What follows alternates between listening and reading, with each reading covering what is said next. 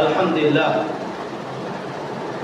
সর্বপ্রথম রব্বে কাবার দরবারে শুকরিয়া জ্ঞাপন করছি যে আল্লাহ তাআলা আমাদেরকে সপ্তাহের সর্বশ্রেষ্ঠ দিন ইয়াউমুল জুমা, এই জুমার দিনে সবার আগে আসার, বসার এবং কর্মকাণ্ডে বসে কোরআন ও হাদিস থেকে কিছু কথা শুনে নিজের জীবনকে পরিবর্তন করবার সুযোগ করে দিয়েছেন। তজ্জন্য রব্বে কাবার দরবারে আওয়াজ উঁচু করে একবার শুকরিয়া আদায় করি আলহামদুলিল্লাহ। আমরা ঠিক এমন এক অবস্থা আমরা অবস্থান করছি যখন মাহে রমজান আমাদের দুয়ারে করা আছে। শাবান মাসের একেবারে শেষ দিকে, হাতে গোনার একদিন আছে, শাবান মাস শেষ হয়ে যাবে, তারপর রমজান, 12টা মাসের সর্বশ্রেষ্ঠ মাস রমজান মাস শুরু হয়ে যাবে।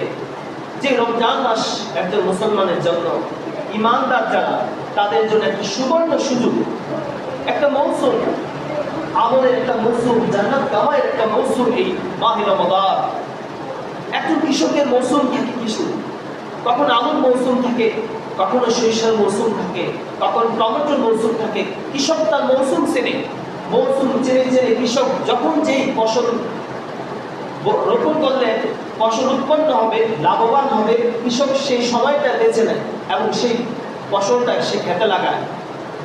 ঠিক ততরূপভাবে একজন মুমিনের জন্য ফসল রোপণে নিজের জীবনকে পরিবর্তন করা, আমল করে জান্নাত কামায়ের, আল্লাহ রব্বে কাবার সন্তুষ্টি অর্জনের একটা সুবর্ণ সুযোগ হলো এই রমজান মাস।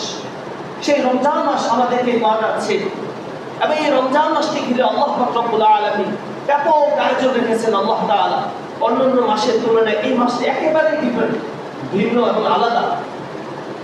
অন্যান্য মাসের তুলনায় এই মাসটা অন্য অনেক নিয়ামত এবং বরকতপূর্ণ, রহমত আর নাজাতে ভরপুর এই মাসটাতে। এই মাসটি এমন একটা মাস যে মাসে আল্লাহ তাআলা জান্নাতের দরজাগুলো উন্মুক্ত করে দেন। হাদিসের মধ্যে এমনটি আসছে